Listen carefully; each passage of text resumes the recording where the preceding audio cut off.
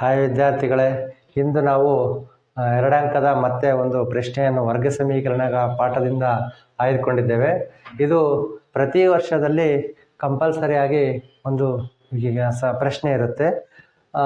ಅದರಲ್ಲಿ ಸೂತ್ರದ ಸಹಾಯದಿಂದ ಬಿಡಿಸಿ ಅಂತ. x² - 7x + 12 = 0. ಇಲ್ಲಿ ನಾವು ಈ ಒಂದು ಕೊಟ್ಟಿರುವಂತಹ ಸಮೀಕರಣ ನಾವು ಸಾಮಾನ್ಯ ರೂಪಕ್ಕೆ ಹೋಲಿಕೆ ಮಾಡಿದಲ್ಲಿ ax² + bx + c = 0. ಈ ಸಮೀಕರಣಕ್ಕೆ ನಾವು ಹೋಲಿಕೆ ಮಾಡಿದಲ್ಲಿ a ಸ್ಥಾನದಲ್ಲಿ ನಮಗೇನಿದೆ 1, b ಸ್ಥಾನದಲ್ಲಿ -7, c ಸ್ಥಾನದಲ್ಲಿ 12. ಅವುಗಳನ್ನು ನಾವು ಬರ್ಕೋಬೇಕು. a = 1, b = -7, c = 12. ಈ ಥರ ಒಂದು ಬೆಲೆಗಳನ್ನು ಬರೆದುಕೊಂಡಾಗ ನಾವು ಸೂತ್ರವನ್ನು ಬರೆಯೋಣ. x = -b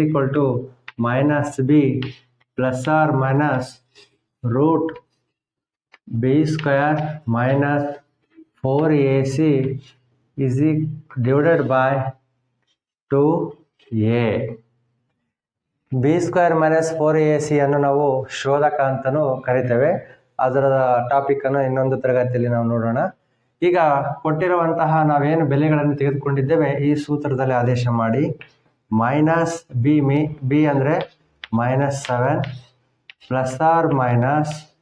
√b² ಅಂದರೆ 7² -4a ಅಂದರೆ 1, c ಅಂದರೆ 12 / 2 × 1. ಮೈನಸ್ ಇಂಟು ಮೈನಸ್ ಪ್ಲಸ್, ±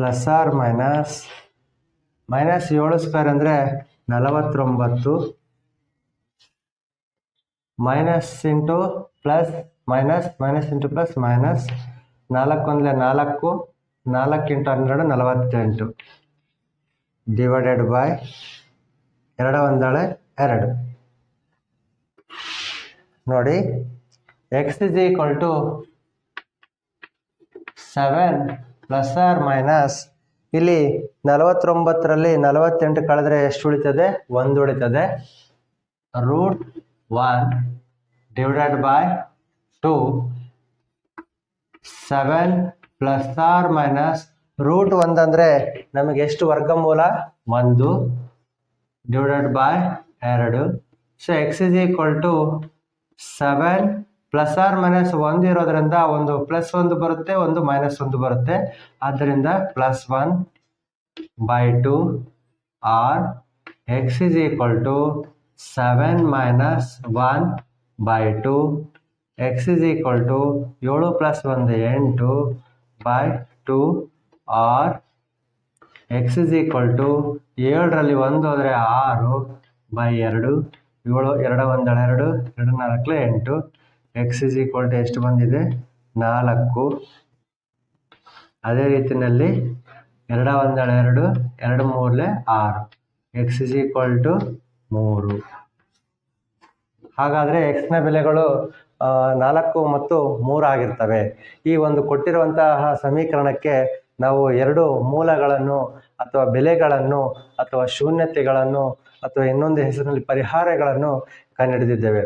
ಇದೇ ರೀತಿಯಾಗಿ ನಾವು ಮಕ್ಕಳು ಸೂತ್ರವನ್ನು ಸುಲಭವಾಗಿ ಬರೆದಿದ್ದೇ ಆದಲ್ಲಿ, ಬೆಲೆಗಳನ್ನು ಕರೆಕ್ಟಾಗಿ ಆದೇಶ ಮಾಡಿದ್ದಲ್ಲೇ ಆದಲ್ಲಿ, ನಾವು ವಿಧಾನವನ್ನು ನೀಟಾಗಿ ಮಾಡ್ಕೊಳ್ತಾ ಹೋದಲ್ಲಿ 2 ಅಂಕಗಳು ನಮಗೆ ಸುಲಭವಾಗಿ ಸಿಗ್ತಾವಂತ ಹೇಳ್ತಾ, ಯಾರಾದರೂ ನನ್ನ ಚಾನಲನ್ನು ಮೊದಲನೇ ಬಾರಿ ವೀಕ್ಷಣೆ ಮಾಡ್ತಾ ಇದ್ದರೆ ದಯವಿಟ್ಟು ಸಬ್ಸ್ಕ್ರೈಬ್ ಮಾಡಿ, ಶೇರ್ ಮಾಡಿ, ಲೈಕ್ ಮಾಡಿ ಅಂತ ಹೇಳ್ತಾ, ನಿಮ್ಮ ಒಂದು ಸಮಸ್ಯೆ ಏನೇ ಇದ್ರೂ ಸಹಿತ ಕಮೆಂಟ್ ಬಾಕ್ಸಲ್ಲಿ ತಿಳಿಸಿ, ನಾನು ಅದಕ್ಕೆ ಪರಿಹಾರವನ್ನು ಒದಗಿಸ್ಕೊಳ್ಳಿಕ್ಕೆ ಪ್ರಯತ್ನ ಮಾಡ್ತೇನೆ ಅಂತ ಹೇಳ್ತಾ ಧನ್ಯವಾದಗಳು.